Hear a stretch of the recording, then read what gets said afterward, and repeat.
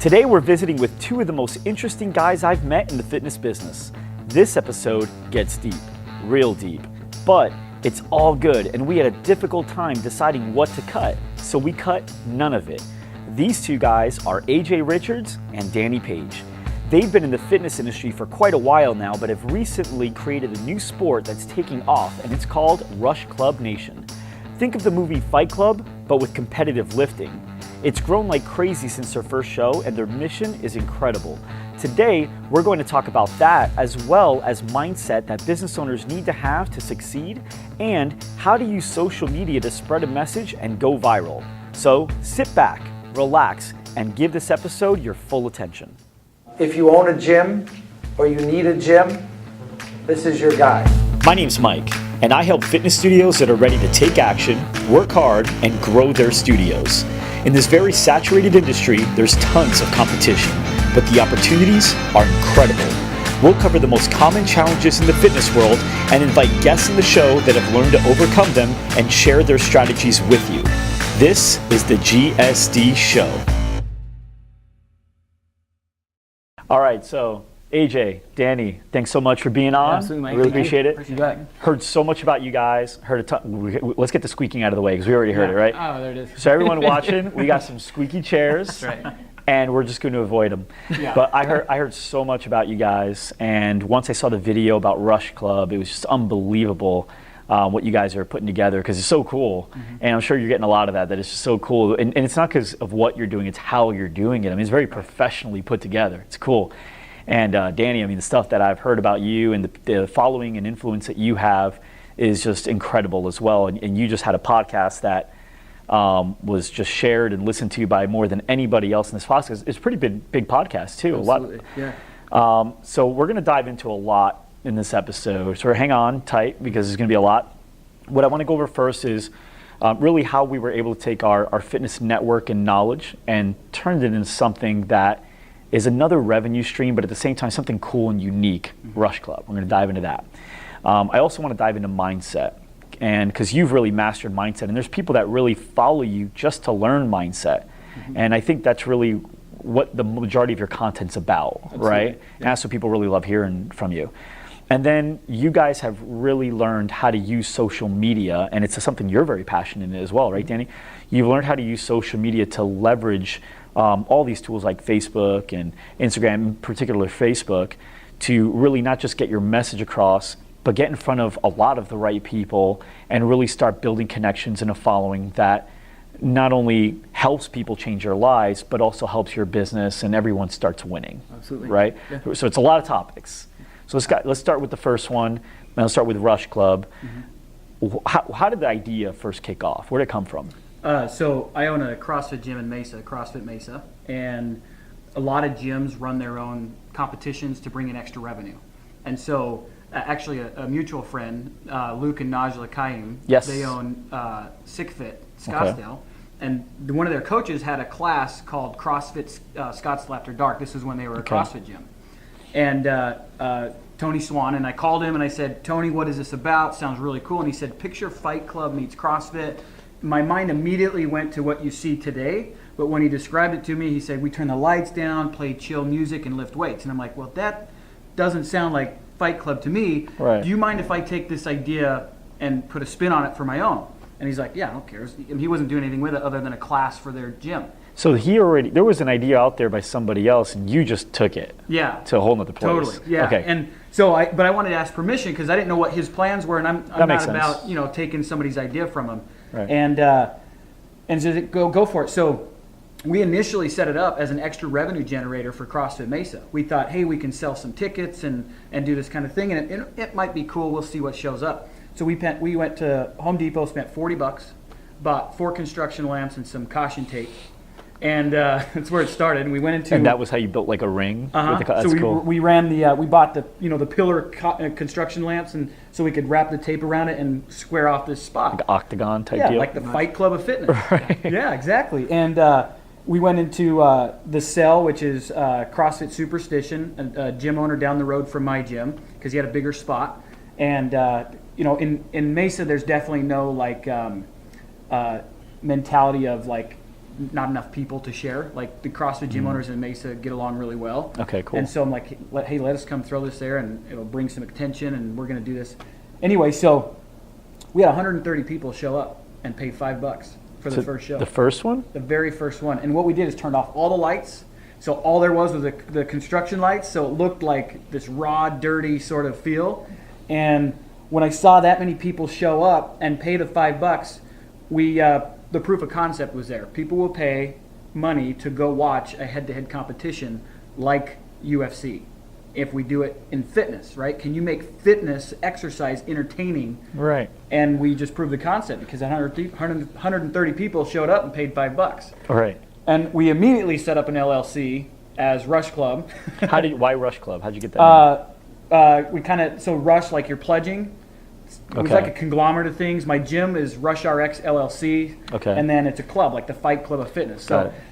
just a hodgepodge of crap that we came out with this cool name. Yeah. No, it's a cool name. Yeah, so that's how we came up with the name Rush Club. And so we set up the LLC, and the first year we actually created, it was more of a tournament style. We did 4 men, 4 women, single round elimination. So if you went on to the final, you'd already done one workout, each of you, right? And we kind of had this hopper deal where you'd pull out a ping pong ball with a number on it, and on a whiteboard was the workout associated with that number. Okay. And then, so they didn't know what their workout was, and it's totally different than where it's at today. We've evolved, and we did that for 7 shows.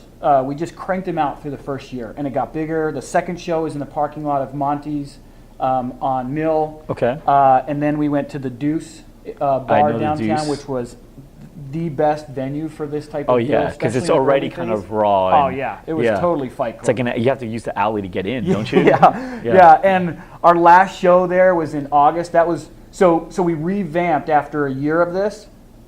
And sort of my story is, and we might get into this later, I wasn't good enough to build a company this big. Like I'm a high school dropout, and my story is I'm not good enough to do something big. I mean, I can handle a local, just a small operation, but if this is going to be national, maybe I'm not the right guy for it. And that's where it started going.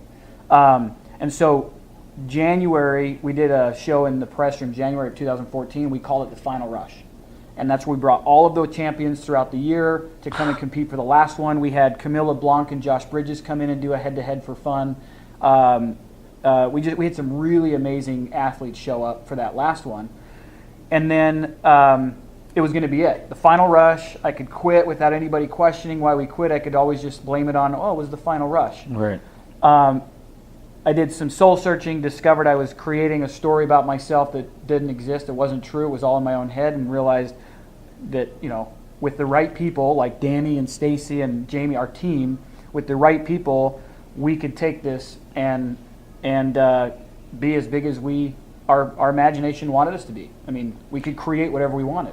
And so the people that are not just watching but also listening to the podcast, describe what they'd see. So you sit down in, you got a ticket. Yep. You get in there, and are there 2 people at once Yeah. in the middle going at it? Yeah, so that's what we shifted from. So we went from this and it was always 2 people head to head. Okay. But we went from this tournament style, and in the world of competitive fitness in CrossFit, they test the fittest on the planet. And there's always been a conversation of, well, why isn't there weight classes? It's not fair if you have this guy going against this guy who's 165 pounds versus 195, which, by the way, was 2012, Josh Bridges and everybody else in CrossFit, Josh being the smallest guy there, but a heart of a lion because he's a Navy SEAL. Mm-hmm.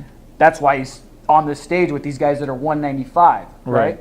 And I saw Josh in the arena, in the tennis court, doing a workout where it was like pistol squats with a 75-pound kettlebell and 455 deadlifts, and he couldn't finish because it was just so heavy. And then the next leg of that workout, he crushed it, right? So in the CrossFit Games, they try to balance back and forth so that it could be anybody's game, but I was afraid to take on that weight class because there was a talk about it, but most of the time it got beat down. Okay. And I'm like, well, I can see that, but what if it was head-to-head? What if it was like UFC? Because when the Fertitta brothers and Dana White took over MMA in the UFC, they took it from open format to weight classes. Okay. And then all of a sudden it made sense. It's like, oh yeah, you should have weight classes were equal or going against each other. Okay. So in August of 2014 at the Deuce, Rush Club 001, we launched the very first functional fitness style competition with the focus on weight classes. And it proved to be the best thing that ever happened to this sport. Wow. Because you could follow it, first of all, because two people head to head. Now, instead of the hopper stuff, we gave them their workout 30 days in advance, and we made it so that it was specific to their size. So they could train, they could prepare. Yeah, it's in their wheelhouse. Right. I said, I want you guys to look at this and say, that was made for me. And then you've got 30 days to practice. So when you show up, it's game on, and it's anybody's game. It's not like, well, these movements are more heavy, so it could be this guy because he's. It's like it's equal, right? Mm-hmm. And the idea is that we are an expression of fitness, not a test of fitness. So if you're on our stage, you already proved yourself somewhere else. We've already scouted you. You've already proven that you have the ability to represent that division and take on the title. So we have a title, just like UFC has a title. And once you earn the title, it's yours to defend. Until somebody takes it away. Until somebody takes it away, yeah. How many, you said 001, how many are you at now? 8's coming up June 25th. next weekend.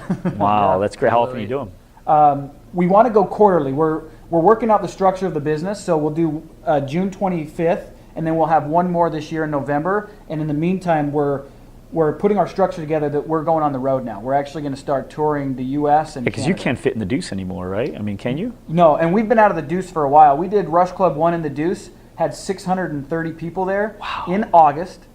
They're sweating their butt off. And they're paying to be there. Yeah, they paid $25 And was it $5? a So ticket. it was 5 times more, Yep. and you had 5 times more people. 5 times more people. Literally, if you look at the footage from that, it looked like Fight Club. People were sitting cross-legged on a cement floor. Our athletes were stepping over spectators In order to get to the ring. Wow. And then you've got literally where we're sitting, you've got somebody lifting a barbell right there. So we've got spotters making sure the barbell doesn't bend. I mean, it was phenomenal. In my head, I'm freaking out, thinking people are miserable. And then social media was like, everybody was like, this was the best event. It was hot and miserable, and we loved it, And I'm in my head going, oh crap, they're crowded, it's too hot. And if I'm learning to relax and enjoy the process, because most of the time what I'm thinking up here isn't what the experience is, because we know what we're doing. We Right. put on a really good show. And our athletes are phenomenal. People love the athletes who are committed to this. So You start following them. yeah. How did you get involved, Danny? So this was, when did we do the UFC? When did you guys do the halftime? Oh, that was in let's see, last year Would have been November? November. Yeah, Okay, right so- before our November show. Yeah, so right before that would have been 006. Yep. I was invited to a UFC fight that was here in Phoenix. Oh, Rage in the Cage. Rage in the Cage. Yeah. Yeah, and I had just met AJ, and I just started getting into CrossFit. Mm-hmm. Somebody from his gym invited me to come to this Rage in the Cage event and watch their halftime show. And somebody actually took a video, like a phone video of me watching the halftime show. My eyes were just like, you could see the wheels turning in my head, and because I'm a business person, and I'm thinking this is really good, because I've been watching an hour and a half of people go at it fighting, and I'm bored out of my mind. Right. And then all of a sudden this head-to-head thing comes up, and there's girls doing pull-ups and box jumps and jump rope, and guys doing deadlifts, and I was just blown away. And so I think I left that night. I took about a week to process it, and I was actually on a ride on my Harley on a Sunday, and I sent him a text message and said, "Are you available to talk?" And he was like, "Yeah, just meet me down at the office." And I drove down to his office, literally took my jacket off, threw it on the ground, and said, "I want to invest in this company. I want to be a part of it." Yeah.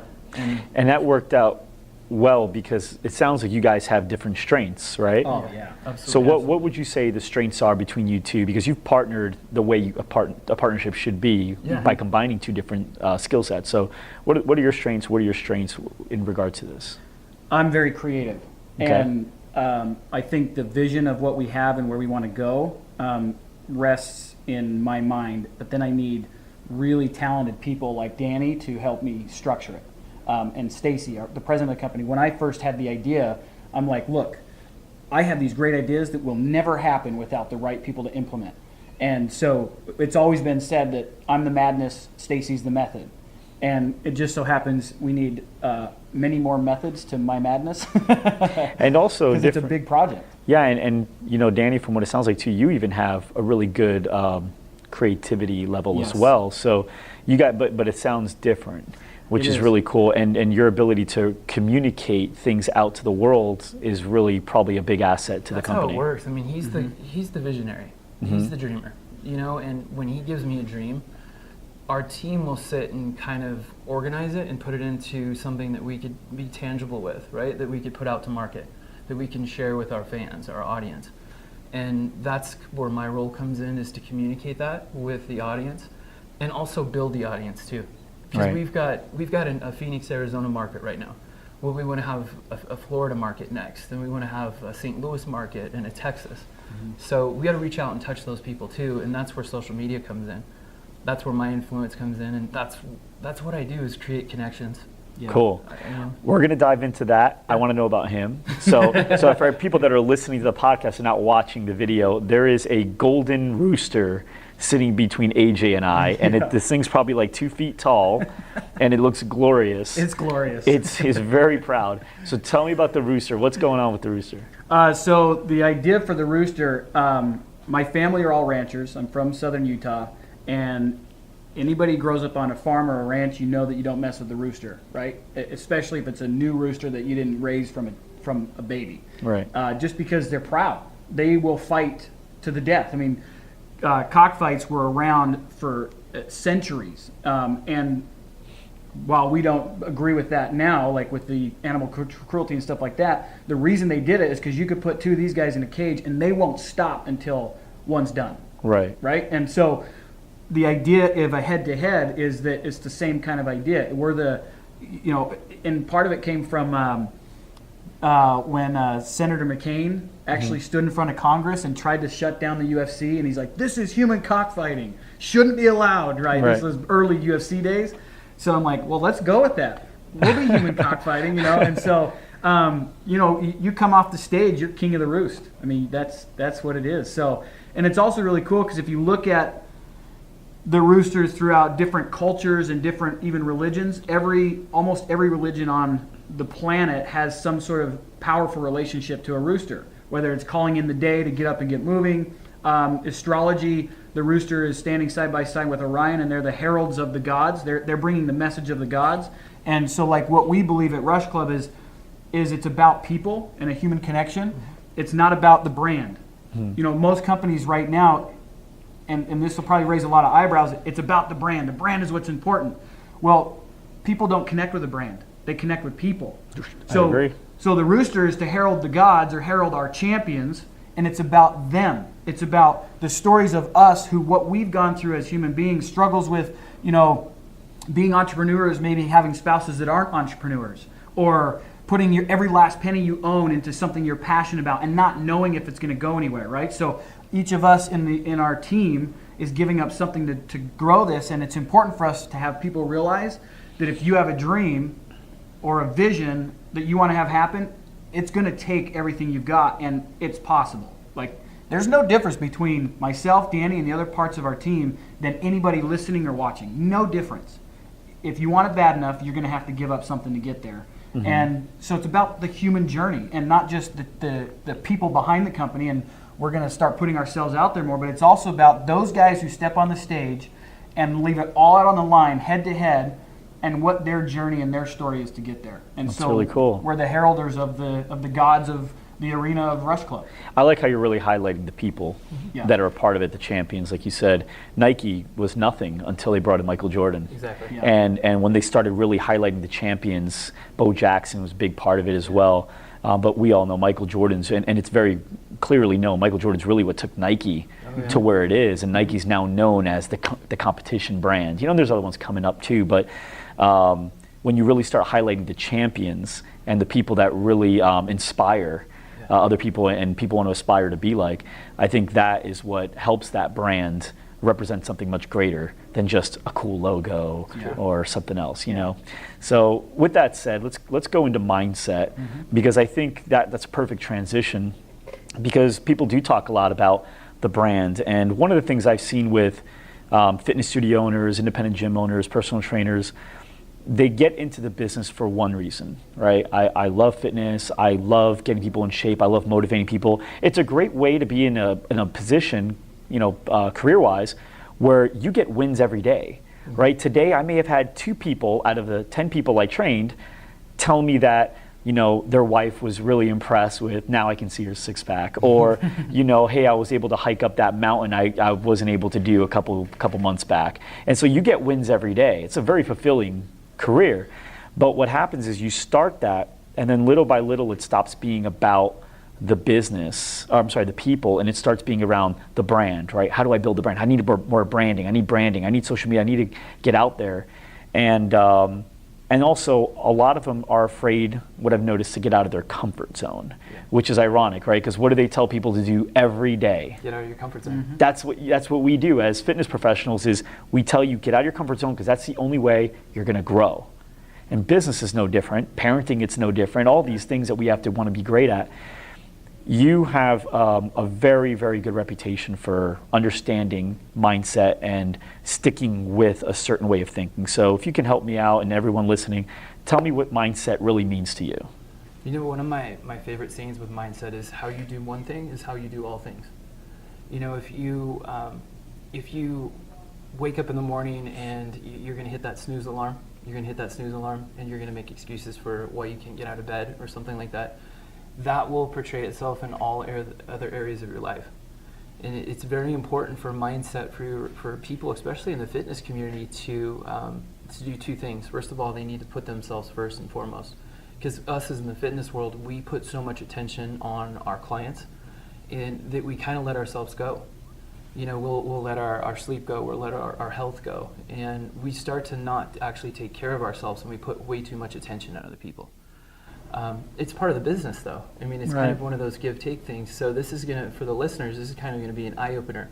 But you've got to put yourself first. And it's the same thing as the mindset for the rooster. Who's the first person that's up in the morning that wakes everybody else up? The rooster. Yeah. So for me, mindset means I'm going to wake up before everybody else in my household, before everybody else that works, in my community, so that I can provide myself, whether it's an hour 15, hour and a half of time, to focus on myself. And that's going to be my exercise. That's going to be my meal prep. That's going to be, for me, meditation, education, my reading, my business plan for the day. What are my objectives that I'm going to take care of? Because if I don't do that first thing in the morning, what's going to happen later in the day? Excuses. I've got to get to this appointment. I've got all these clients, and what happens is I start to let these things go.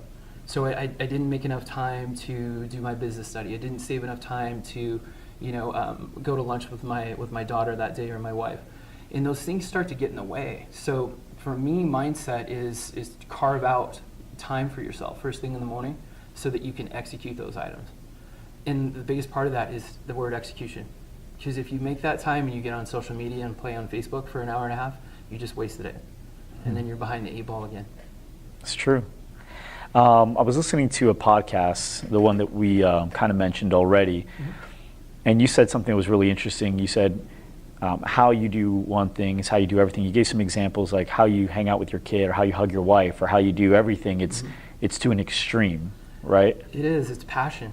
And what about in the workplace? Same.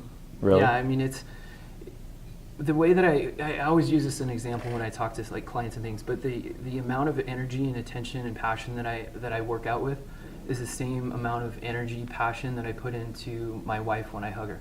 Or when it's a business call with AJ about an upcoming event, I'm 110% in. And if I'm not, then I'm going backwards in life. And it's that thing. I break my mindset up into 4 sections. So the first is my body. That's my physical being. That's taking care of my health. The second is balance, which is my relationships. That's some relationships with my family, with my team, with you, my friends, my supporters. The third piece is being, which is all my spirituality. And that has nothing to do with religion. It's just simply that connection for me, which is mind-body. And being able to quiet that mind so that you don't have all those external noises, and actually disconnect from your cell phone for an hour, 30 minutes, turn off email, something like that. And then lastly is business. So those are the 4 sections that I literally think of every day, first thing in the morning, before anything else is going to be taken care of. And it portrays itself because if I go half-ass on that exercise, can you imagine what it's going to do to the meditation, to the relationship?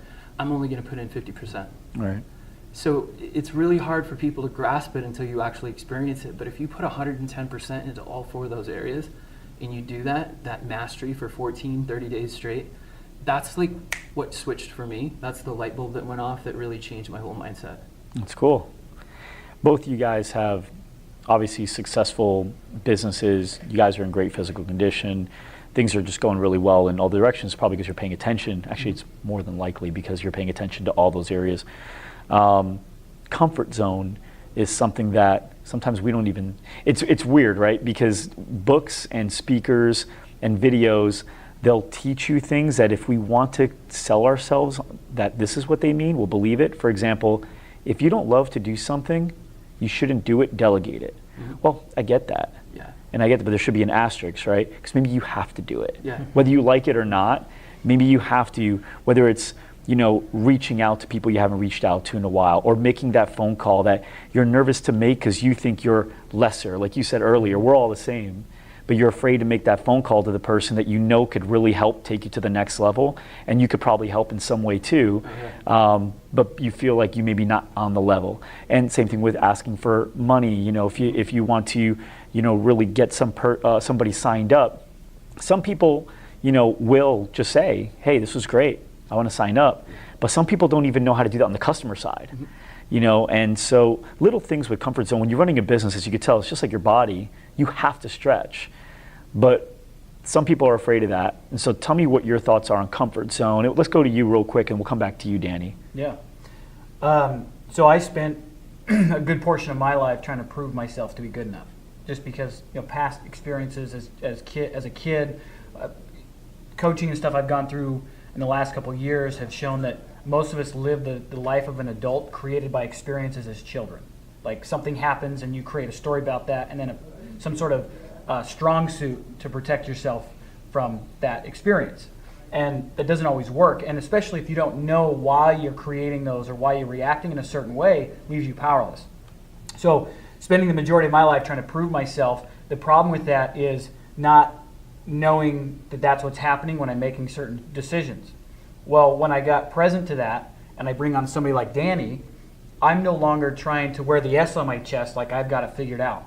I can allow myself to be humbled and coached by my team. My title may say CEO, but the uniqueness of Rush Club is that we are so in sync with each other and allow each other to contribute to each other and our mindset. So Danny, one of the imagine having a powerful life coach in your executive team that can listen and reliably deliver to each of your team members what will make a difference for you as you're going. And that's what Danny brings. I mean, it's like to have somebody on your team that can help, and then also to have a team that's willing to step back and not be threatened by that. Like, right. Danny, please tell me what I need to do. Because the delivery is I right. don't know what I'm doing right now. And be humble enough to be able to say that. When you can back off some sort of ego or protection and just be vulnerable with your team and then let people contribute, especially people who have the insight like Danny does, that's huge. So Danny's contribution and others, frankly, to my life is that they've allowed me to shape where I'm going, and I soak up what I need to, and I don't have to take everything I hear, but it's all learning and it's all a process. So that's been the mindset for me, and why we're able to do so much with so little, really. If you see our product and knew what we have resource-wise to put into it, it would blow your mind what we've been able to do with such little resources. Well, because when the why is there, Yeah. the how just somehow seems to work. You always figure, yeah. Yeah. You just have to trust. Yeah. Yeah. How about you? What are your thoughts on comfort zone, and why do you think some people have a challenge with it? I think we all play in the same sandbox. I love that analogy, right? We're all used to playing in that same sandbox, but there's another sandbox up here that you're afraid to get into. We all are, right? It's fear, and it's just false evidence, appearing real for the most part. Right. As trainers and as fitness people, if you will, people listening, if they'll take confidence in themselves and start to value who they are, if they start to adopt that mindset that we just discussed and actually hold value in themselves, you don't have a problem asking for money. It's very easy to ask for money when you truly value what it is that you do, and if you're passionate and you live behind it and you own it. I think a lot of us don't own it. I think we live in the shadows. And that's something we'll get into in a little bit in our story today, but if you own your story and the education that you have and why you're passionate about fitness, and if you share that with people, like organically, and look them in the eye like I am right now and tell people, I love what I do for a living, it's easy to ask for money. And it's actually not, we discussed this a few minutes ago, it's not even asking people to give you money. People want to give you money if you offer them value and help. And if you're going to change their life, save their life, or help their life. Right. But we're all stuck in this idea of, this sandbox is safe. I'll stay here and play for the rest of my life because that one up there is a little scary. And it seems like a lot of people are here, so Yeah, it's we're all probably there. okay. Yeah. Yeah. There's no risk. Right. Absolutely. The moment that you step out of that comfort zone is when the fireworks take off. That's when your business changes. That's when the revenue increases. That's when you grow and expand, not only as a brand, but as an individual brand too. Would you say there's always another sandbox too? I don't think there's ever yeah. Mine just keep going up and up and up and up. Yeah. So. We were talking earlier today. I was working with one of our gyms, and one of the things I talked about was how easy it is to do something that was difficult once you've done it once, right? Mm-hmm. So if you can say no to a slice of pizza and walk away from it and leave that party and not have a slice, it's easier to do that on the next time around because you can, and I think with business it's the same thing. I've noticed it with myself. I fell in the same trap. I was afraid for the first couple of years to do things and take chances. I didn't think I was good enough. I think everyone kind of goes through that at one point when they're doing something new. And but then a couple of times I was forced to actually do something I was uncomfortable to do, or else it wasn't going to work out. And I made it, and it was really cool. And so the next time, it was a little easier rolling the dice. You don't think you're going to crap out every time. And you're like, oh, okay, maybe I can get a good number here. And you just keep on doing it. And it's actually, you kind of look forward to the challenges, and you don't really even wonder or care if there's a safety net over time because you start realizing it's irrelevant. Yeah, it's true. Right? That's where Rush Club is right now. Mm-hmm. I mean, we've got this huge wall of fear, right? We've got people telling us it's not going to work. And we are creating something that's new. You can't tangibly explain to somebody in a minute what Rush Club is. Yeah. So because it's such a new variable, right? We have to as a team push through that every single day. And there's hurdles and there's roadblocks and there's people telling us it's not going to work. It's not UFC. It's not this. It's not that, because they don't get it. Right. Once you come to a show, you get it. And actually, I think a lot of times what we hear is, this is amazing, and it'll be huge, but maybe you're not the right team to do it. Like when you say it's not going to work. Oh yeah. Like I can't tell you how many people have seen what it is we've created and said this will be a 9-figure plus company, but maybe you don't have all the right players. And so it's funny how you can hear so many positive things, and yet sometimes it's that one negative that stands out so much in your mind. But then that's where the state change comes in your mind when you go from one sandbox to the next, is when you can take that comment on. Because we've been doing Rush Club so long now that in the early days after every show there was many different complaints about what didn't work, right? And rather than have that be, it was discouraging, but rather than have that beat us, we says, okay, we're going to take those on, and the next show we won't have those complaints. And I would say from Rush Club 1 to Rush Club 3, we dealt with that on a regular basis. But from Rush Club 4 and 5 till currently, we don't get negative feedback. We've been able to execute on the things that people used to complain about, and now we're kind of scratching for where do we need to improve, right? Right. And for us, what we're discovering is now it's no longer in the actual event itself, it's in the operation side. And so what we get is some of us, when we reach out to certain people that do different things they have successful businesses, right? And they look at our core structure and they're like, this is amazing. Maybe you should do this, or maybe you should do that, or it might not work if you don't do that. But what they don't realize is our mindsets are like, great, thanks for that challenge. Right. And we've taken that on since day one. So it's like, tell me more about what I can't do, because and it's a different I need more perspective push. too, because they're thinking about the what and the how, and you guys are thinking about the why. Exactly. So the why isn't really there for them, which the advice is different, and the whole thought's different, and that sometimes can ruin the whole thing. Mm-hmm. And as far as the people that say certain things, you guys have had to have had people say things that, would hope to tear down or make you feel smaller than what you thought you might be. And I think those things are really great. It hasn't happened to me a ton of times. I've been very fortunate, but it did actually just happen about a week ago where I had somebody really wanting to say who they thought I was and who I don't think I am.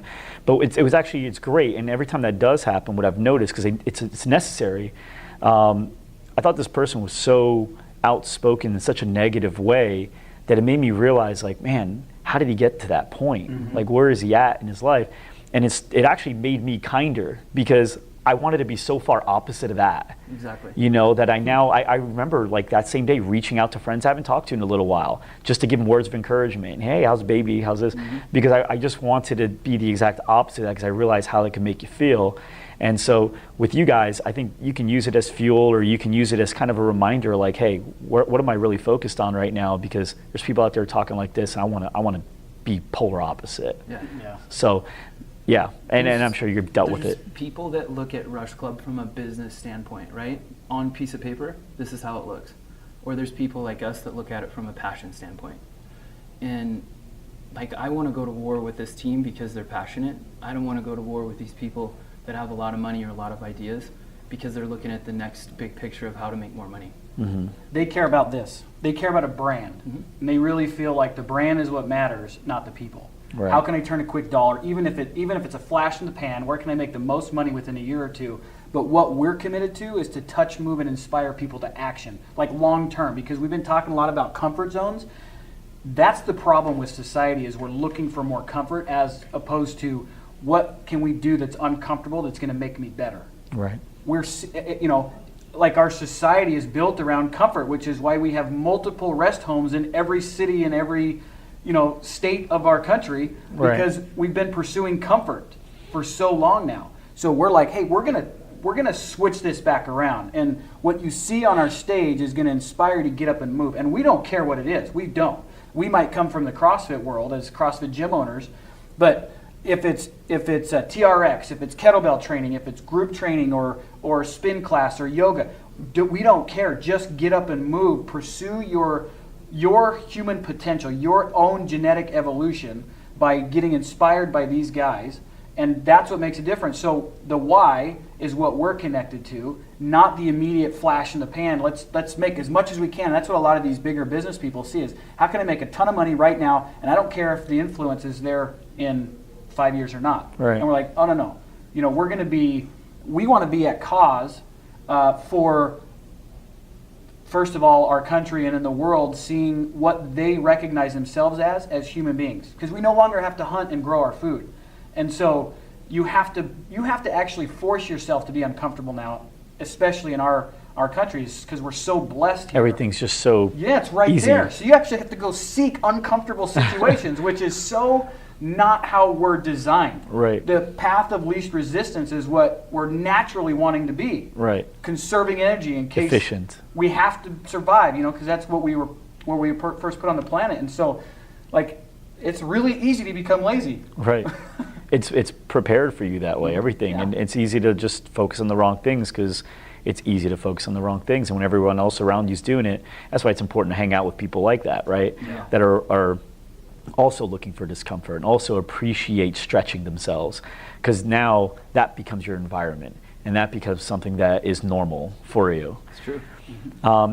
All right, so let's go into social media, because one of the things that I think there's not just fitness studio owner, but business owner in general can deny, is that if you can learn how to use social media, it can do really great things for your business. But now it's just, how are we going to use it? Why are we going to use it? When do we do it? All that stuff. Danny, you seem to have really, really learned how to take that on.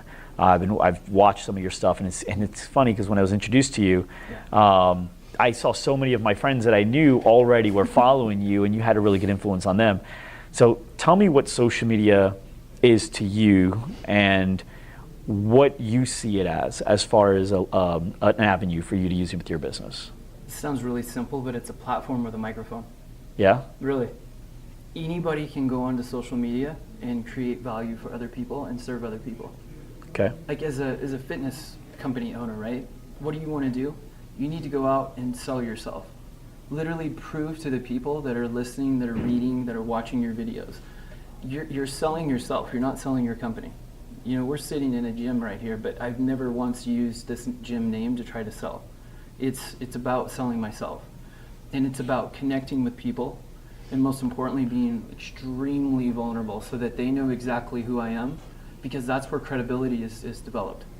When I tell people the truth consistently every single day on social media, when I open up all the dark stories, all the past stories that are about me and share that with people, and they create connection, and then they start to understand what my story is, and they resonate with it, and then what happens is it helps them, and they find value with that, and the more that it helps them, the more that they follow, the more that they tell their friends about it, and it starts to cast out. And it all comes right back to the word credibility. I mean, that's the true value of it. Selling yourself, I hate to use the word selling, but providing yourself in social media is the secret to all success. Well, you are selling yourself, and you know, we just got to remember we're separating the word selling from business Totally. to really just like when you're working with your kids, you know, you're selling them on eating vegetables, and you know, I mean, they're not like being scammed. You're really providing value for them, and you're wanting to show them why it's important for them to eat vegetables. And same thing with you, when you're selling yourself, it's just, hey, look, I want to share with you why I'm talking to you about this and why I think it's important, and if you hear some of this out, maybe you can have some of the same experiences I had. Absolutely. Right? So what, out of all the platforms, which one is the one that you're really I use focused Facebook on? the most. Facebook? It has so many different aspects that are easy to use. You know, we utilize, or I utilize Instagram just for sharing photos because that's more of a photo album, right? And just up until recently, you were able to just put a 15-second video on there. Video is where it's at. For anybody listening, if you want to connect with your clients, with your customers, if you want to attract new clients and customers to your gym, to understand who you are as the gym owner or the trainer, utilize video. That is the number one secret to success. But it's also the most scary thing for people to do. Uncomfortable. Right. It's out of their comfort zone, so that's why people don't do it.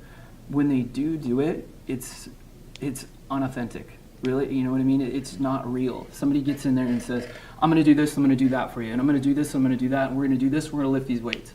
And people are sitting at home going, I don't know if that's for me. But when you really get in front of the camera and you sit down and talk to somebody about how like fitness has changed your life, or how it saved your mom's life or your dad's life through cancer or something like that, and you share that story, automatically there's a connection that's created with the listener, the viewer, and the person that's actually filming the video. The judgment goes down, the Judgment wall goes down. the walls go down.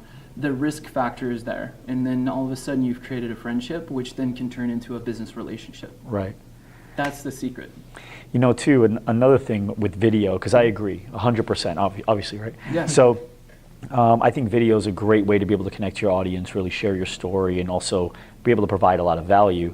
But I think the reason, from my perspective, I think the reason a lot of people are afraid to get on video is because they're always wondering if the guy that's better than them is thinking they're full of crap, right? So customer I was just talking to, she was afraid to do video or get up in front of people and do a talk. And I know where it comes from. It comes from, she knows, what she does know is that she's not the best fitness person out there. There's people that know more than she does. And but in the room, she is the authority. Yeah. Right? And there's people that I've watched, and you guys have had to have watched too, that have really good followings, and you go, how does this person have a really great following? They're not really saying a ton of stuff that most people don't really know. And then you start really taking back and you go, wait a minute, he's talking about stuff that maybe I know. But the people he's talking to, the real people he's wanting to connect with, they don't know a lot about this stuff. Sure. And so I think sometimes we're, as business owners, we're afraid to put out simple information because we're thinking that people that are our peers are going to judge us as not one of the top dogs because we're putting out such simple stuff. And we need to stop, I think we need to start focusing so much on impressing our peers and really focus on helping people. And if you can do that and know who it is your audience is, it's a lot easier to get in front of that camera. Oh, yeah. Do you guys agree? Yeah. Absolutely. Yeah. And so with the videos that you guys put out, what kind of videos do you do and who do you talk to? Well, personally, for what I do to like build my following and to create the following that I have that I can then connect with Rush Club, it's, to be honest with you, I just have to tell the truth. from a guy that's lied to every single person on the face of this earth for, almost 25 years straight, for me to get up and own my past, for me to get up and own my truth and tell my stories, communicate with people. I mean, I've even made like public apologies to people on social media using video. You start to mend all these bridges and you start to create all these bonds and friendships and support and followers. And we use the word tribe.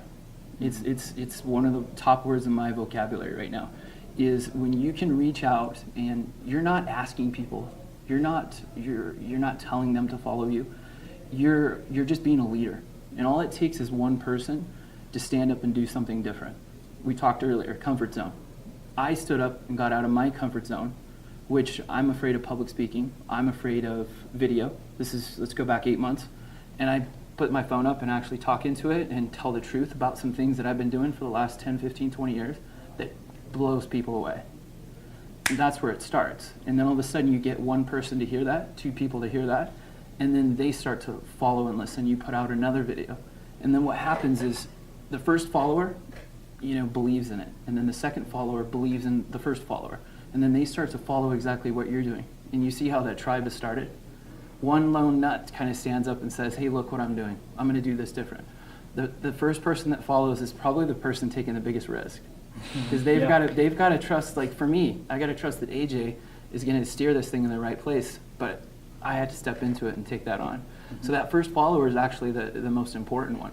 And then it's a domino effect, because as each follower comes on, let's say that they're going to start to do videos as well, the risk gets smaller and smaller and smaller. Because I've seen you've done it, and you can't make fun of people. Yeah, exactly. And the minute that we stop comparing ourselves to everybody else is the minute that we have freedom. Yeah. It's called the freedom of truth. That's a good point. When you start living your own truth and stop comparing yourself to whomever else is in the fitness industry or whomever else we're competing against with Rush Club, when we focus on ourselves and we tell our own truth, we don't have to worry about anybody else. The competition's gone. That's a good point. Yeah. One of the things that you just mentioned, because obviously you talked about video, and I think we're all in agreement here that video is a very important part of being able to get in front of people and tell your story. But I think one of the things that may be a misconception out there is that I don't have great camera equipment or lighting and all these things. I mean, I don't have money to hire a video person or this and that. I think there's a right place for putting together a really great video to show your company, your message. But for the daily stuff, for the stuff that you do on the regular basis, do you need all this stuff? No, you just need your cell phone, honestly, and you hold it like this so that it's in the landscape. And key point. Yeah. Landscape. I mean, Really? Tell me why. So if I film my video with my phone up like this, when you watch it on Facebook, there's going to be 2 huge black squares on both sides. Distracting. And it's distracting, but it also takes away from the image. It's a very small, condensed image. When you turn your phone to landscape and the camera button is down at the end and the microphone is down in here, when you're actually holding your phone and you're talking into your hand creates like a cup and it pushes the sound into that microphone and it actually gives you better clarity. And the other thing people do, it's a big misconception, is they look at themselves on camera. You can't look at yourself on camera because you look at the lens. You look at the lens because when the people at home are watching, your eyes are going this direction, and people catch up on it, and it becomes less real. Yeah, one of the biggest things about video is eye contact. So I've got followers in Australia, right? But I can film a video and look at them just like this with you and me. You can feel the passion by looking in my eyes and see that I'm telling the truth and that I'm the real deal. And that's how you connect with video, and that's the power. Versus me typing something, saying I'm an authentic trainer, I'm the real deal, I'm this and I'm that. There's not much power there. There's not much validity. But when you say that on camera and you say it with passion and power and truth behind it, people click, people buy. Where can some people watch some of these videos, not just about you, Danny, Rush Club? How can people learn a little bit more and start really following you to get a good sense of what you mean, being able to visualize all these things? Follow us on Facebook, honestly. I mean, connect with me on Danny page, just on my personal Facebook. You just click follow. RushClubNation.com or RushClubNation.com is our website. Rush Club Nation is our Facebook page, and then AJ Richards, you can follow him on Facebook as well. We utilize video. That's how we connect with people. We're about to start something today that is going to blow this world up, and we're gonna hit it hard today. And it's called Operation Rush. Okay. And we are going to utilize video to grab people's attention. And we're gonna tell a story that they haven't heard before. And it's powerful because what happens is when I do it and he does it and the rest of the team does it, and then people are going to follow, it's going to spread like wildfire. And So now this episode's going to come out in actually like 3 to 4 weeks. So today's June 15th. So those of you that are listening in or watching, you can go back and see what's been happening since June 15th. And how can they see that? Where do they go? just watch. Really? Yeah. Yeah, imagine a company of people that a company that you're really into, really passionate about, and let's take UFC for example. Okay. Imagine if Dana White and the Fertitta brothers went direct to camera and bared their soul. How much more inspired would you be to be a part of that? You would actually feel connected to them, and not just the brand being for what it is, right? And then all the roller coasters that go along with that. And that's kind of a little bit about what's coming up is being raw and real about who we are as With people. this coming out in a month, I mean, the cat out of the bag right now. Yeah. I mean, you'll hear about it. We're going to film videos. I just did my first a couple hours ago, and it's basically my why behind Rush Club. Not because I wanted to put some money into an investment, not because I went to a Rage in the Cage and watched a cool halftime show, but there's something like that connected with me on a deeper level than any other business ever has. And it made it okay for me to put everything I own into this company. I talk about it in my video. My daughter's college fund is no longer her college fund. It's in this bank account. And that means that I'm all in. Everything that I own is into this company. So you want to talk about entrepreneurship. You want to talk about passion and working 18 or 20 hours a day to fight for something. That's what this video is about. When people connect with that, see that our audience is our fans. We're always talking about, let's go out and get some new sponsors. What do we need to do to sell more tickets? What we need to do is connect with our fans. That's all. And sometimes I don't think we connect with them well enough because we're too interested in how to do things better, or how can we make this show better, and there's all these operational things. And I think a lot of businesses forget about, even, let's talk about fitness companies, right? You forget about who the most important person is, and that is your customer. Right. That's our fans. And if we can connect with them and tell them our why as an executive team, and then as our staff and our volunteers start to do the same exact thing, and then those athletes are going to do that same exact thing that are coming to the show. Can you imagine 80 or 90 or 100 videos coming out in the next week to 10 days before this show, with people bearing their testimony about why they work for Rush Club for free? When we have volunteers that are Rush chicks, right? We've had a girl that's relocated. Oh, she relocated to Arizona to be a part of the Rush chicks. This is the first show we've had an official Rush Chicks, but she saw the value and the passion in it, and what Rush Chicks is, and what Rush Chicks is a group of women standing for what women are. Like, you've got ring girls that just walk around in a swimming suit on the stage holding up this thing, and they're totally sexualized. It's the only purpose for a ring girl in any MMA event, right? And sometimes, unfortunately, a lot of times in other sporting events as well. Our Rush Chicks is, I've got 3 daughters. This is an organization, a group of girls that, yes, I would be proud of my daughter to be a Rush Chick. They're powerful women who are living life to be something beyond the Rush Chicks. Like, they're not just doing Rush Chicks to be dancers. Like, one of our girls is testing for the fire department. And, we've got girls, Alex was in the Air Force and had to leave, was medically discharged because of something that came up, and she's the one who relocated, because what the Rush Chicks are is going to show the side of women that are performers but also very, very powerful. Like, these girls are up to something. They really do aspire to be that. Yeah, Absolutely. Yeah, because right now, I mean, the number one question I get from women that walk into the gym is, I don't want to look bulky. There's a problem with that.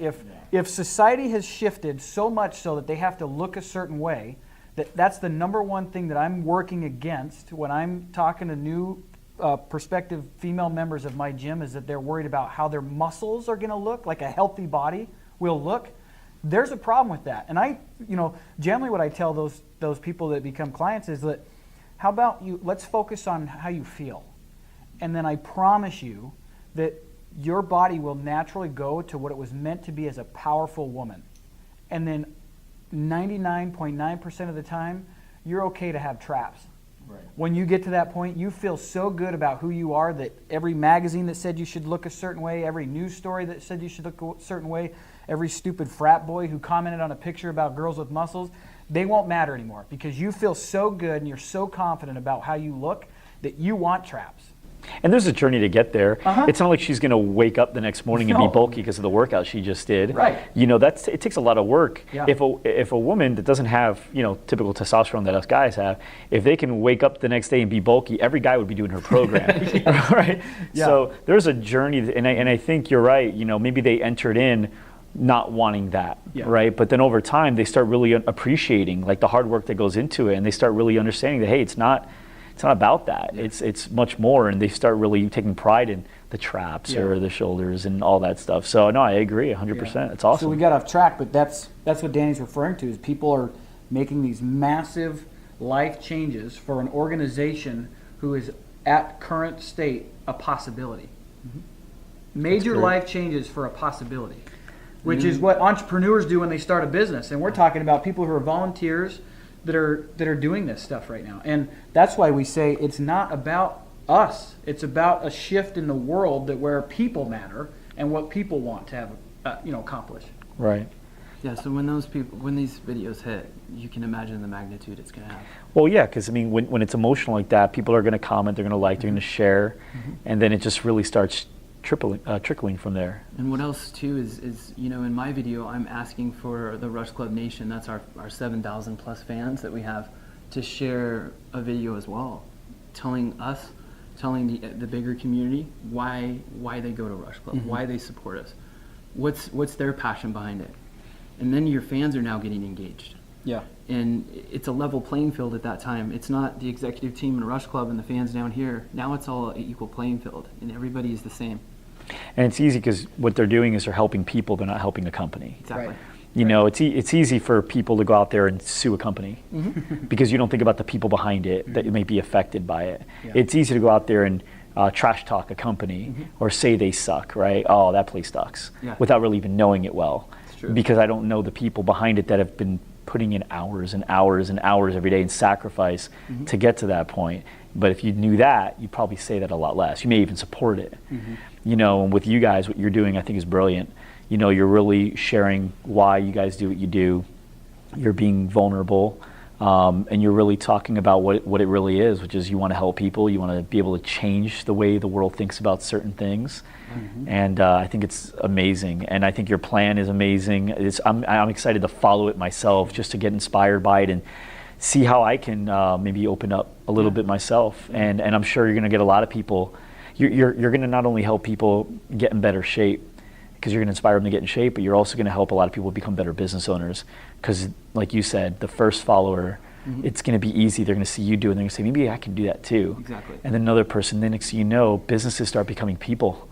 Yeah. And it's a lot harder to tear down and say bad things and sue people. And I think you're going to help a lot of businesses succeed. So It's the key to great. success. I mean, it truly is. When people stop thinking about themselves as a company or a business and start thinking of themselves as like a family or a community, that's when the whole paradigm changes. I agree. Danny started a thing on Facebook a few months ago called the 7-Day Video Facebook Challenge. Okay. And it's gone totally viral. And he just kicked it off with a video challenging people to do 7 days, speaking direct to camera like he's been teaching us, and basically be vulnerable. And these are the most inspiring video content pieces you'll find on Facebook, because we're talking about people of all walks of life who would never do that otherwise, except for somebody challenge them. And what's really cool about watching these videos is seeing the evolution of that person. Like, you're seeing them grow right before your eyes in 7 days. It sounds like crazy and impossible, and it's on them to maintain it once it gets there. But if they take it on truly, you see at day one, they're kind of like, hey, I don't know what to say. I'm just here because I took the challenge on. And they're like in their head, and they're not even with you. Day 2, there's a little bit more to it. It's probably because there's likes and comments and Oh, made it yeah. easier, right? Well, and then all of a sudden they start seeing that somebody feels the same way I do. I thought it was just me, because we're all so much in our own heads that we don't realize that we all share the same struggles. Every one of us. Mm-hmm. Like I was telling you earlier, my coach said the one sphincter rule. Which is funny. Yeah, that's funny, right? It stands out. You'll never forget that no matter who you're talking to, they're dealing with the same noise. Absolutely. Some of us have just practiced enough to make that noise quieter. It never goes away. That little voice in your head does not ever go away, but it becomes less influential on how you live your daily life. So the 7-day challenge that Danny started was impactful. I mean, personally, I watched my wife go through it. My wife is a very timid introvert. She did the 7-day challenge? She did the 7-day challenge. She's very, and I told Danny, personally, was a blessing for me and my family. It really was. Because I got to see my wife blossom into somebody that I'd never, in 13 years of being together, experienced. Because she got to get rid of so much of what, like I said, we live the life created by children and the thoughts we create about ourselves. And she dumped so much of that in the 7 days because of people responding to her vulnerability. And by day 4 and day 5 and day 6, she just was like lit up. And people were just like, man, you're so gorgeous, and we love what you're saying. And then her confidence, proud, walking around. I mean, and this is what we're talking about. This is what Danny's talking about. Is now you do that with, instead of corporations, but the people behind them, and they're vulnerable. They're like, man, I don't. Half the time I'm questioning if I could even do this. Am I the right guy for this? And also knowing that I'm not quitting, but that's what I deal with. I made a post the other day, I think it was a video I did, about the racket I run in my mind. And I shared it because imagine if guys like Walt Disney, nobody failed more than Walt Disney, I don't think, in history. Like if you watch his documentary, yeah, I've read over his story. and over, in bankruptcies and shut out and locked out and like Stupid idea, yeah. Right. And then you've got Disneyland, what it is today, and Walt Disney Corporation, what it is today. Mm-hmm. Imagine if they were able to, if they had the technology to do those vulnerable videos. How empowering would that be for people that question themselves? What kind of innovations and contributions to the world would we see that may have never come up because somebody let that voice stop them? Where would the progression of our world be if people could get out of their own way and put some, I bet you there are some ideas out there that would change the world, but they're not going to because they can't get out of their own mind. Yeah. And that's what we're committed to. We are committed to touching, moving, and inspiring people to action, both physically and mentally, that elevating their goal, playing in the higher sandbox. And not just Rush Club, everything you guys are involved in. Everything. 7-day challenge, how long ago did you kick it off? I think I started that in February. And do you know how many people have gone through Over it? 1,000 people have been through it. Over 1,000 people have shared. So it's over 7,000, about 7,000 days. Yeah, there's more than 7,000 videos, and it's had a touch or a reach of over 100,000 people. This is not a viral, like controversial, public, politic post either. This is like people who have never been on camera before, who, I can think of somebody right now who is hidden from an eating disorder for 13 years and publicly announced it, and that she needed help. There's people that have been molested. There's people that have had, drug, alcohol issues that nobody knows about, and yet they'll own it right there in the middle of that first, second, or third video.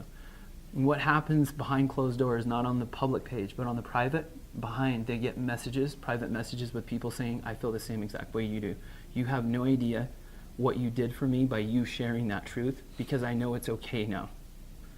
And that's where the impact happens. It's not what you see on Facebook. It happens behind closed doors. I could tell you stories for hours about people that have reconnected with their mom that they haven't seen in 30 years. People that have finally gotten over the loss of a loved one. And it's all by just, again, telling your story, getting real and vulnerable with people, telling the truth, looking the camera in the eyes, and saying the things that you're afraid to say. And what happens is the community, the tribe, and the support come to support you. And you realize that you're not the only person out there that's got these issues. And it's okay to talk about them. It's freeing, and it's like liberating to actually say these things. And you can see from day 1 to day 7 the change. And then like on day 7, this is 9 times out of 10, it's always like this. People close their last video with, "You have no idea how this has changed my life." Like Really? you have, whoever did this, whoever challenged me, Danny, whomever it might have been, you have changed my life. And all it was these 7 videos. Just being able to talk. And they're not really, other than being able to get out of the comfort zone, they're not really accomplishing anything that day. It's something that they've always been, like your wife, right? She's always been what the gorgeous and confident and all that. People always would have thought that about her. She had it the whole time. She just finally like exposed it. Yeah. She didn't see it Yep. because she didn't know she was that. But now she kind of feel like she accomplished something, and she did. She accomplished the fact she was able to break out, but as far as what people know her as, she's had that the whole time. Yeah. When, I compared it to, it's like the monster in the bed or in the closet. When you're a kid and you say, "There's something under my bed," what do your parents do? Well, they come in and they shine a light there and discover that there's nothing really there to be afraid of. That's what happens when you're vulnerable. So I was somebody who shared in my video that I was molested when I was a kid, when I was 8 years old. The fear of putting that out there back then was like, my world's gonna crash. Like there was so much fake fear around, if people knew that about me, I would become something else or something less. And then what you'll discover is when you actually put it out there and you actually say it, you are essentially shining the light under the bed where that monster lives and discovering, oh, that was never anything there anyway. And then you're freed from that. Now you're not carrying around that baggage. We all carry baggage around. It's like you're dumping off one bag at a time every time you expose the light on a fear that you're hiding. Right. And it's freeing. And then, one of the best ways I've heard it put is we're all born with a light inside. And we go through experiences in life that put these dimmers over this light, right? So if it's down here and you got this power, this infinite power in your bottom of your gut that can do anything, we're all born with that. And something happens and we get a filter. Something else happens and we get a filter. And something else happens and we get a filter. And then before long, you think you're powerless, like you can't do anything. Well, when you take it on and you start uncovering those filters, that's where you discover that anything is possible for you in your life. Like, you're the creator, you're the master of your destiny and whatever it is you want. You just have to become connected with that and get rid of all of that racket, all of that noise. So, and that's what the challenge has done for me. It's done for, those 7,000 people or whatever, the 1,000 people have taken on and more. It's still going. Yeah, it just keeps getting bigger. Now it's getting into the veteran world, Yes. which is powerful. Absolutely, because they have a lot of stuff they probably want to talk about. They need to talk. Remember we said, what is social media? It's a platform with a mic. Right. It's simple as that. It's freeing, and society has put it as it's a place to send pictures, share memes, rainbows, and cool little fun stuff like that, and cute quotes. But when you really look at the powerful, like the side of social media that's extremely powerful, it is truly just a platform to stand on and a mic. And the thing is too, when you think about, like, let's say you go to a therapist to talk, that may work because a person will listen to you, let you talk. The difference between what you guys are building and a therapist is the therapist may not be able to resonate. The therapist may not be able to say, hey, because you said that changed my life.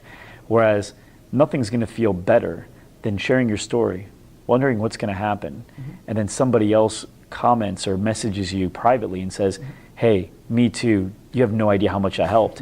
Now it's not so much, now I'm not even focused on me and my problems.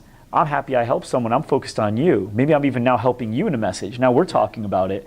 And it just feels good to help people in general. Think about if you're having a bad day and you look over and someone's crying, you can't help but go, as bad as your day is, you can't help but just ask, you okay? Yeah. And now all of a sudden you're helping her. You got your own problems, but you're helping her, and it allows you to distract. So you guys are doing something that I think maybe even therapists can do, which is really cool. Yeah. But man, this conversation went in so many cool directions, and I can't wait to continue to follow you guys and see more and more. Honestly, I knew, because I heard through other people that know you guys, that you guys were very real, and you guys have a real good purpose with everything that you do. but being able to sit here with you guys, this conversation for me, it was hard to host this because I had to remember what I'm doing, but at the same time, I'm really listening and I'm really enjoying the conversation, and the authenticity is just ridiculously there. And so thank you guys so much for sharing everything, and I'm very, very fortunate to be in this position right now, and I'm looking forward to following your stuff even more. Absolutely. Thank you for having us on. Yeah, Appreciate thanks it. for helping Yeah. us. Yeah. Very Thanks, much. guys. You bet. Thanks so much for joining us today. If you like this episode, then subscribe to our podcast on iTunes or Stitcher, and to our YouTube channel to never miss an episode. You can get all the links by going to thegsdshow.com. Thanks, and see you next time.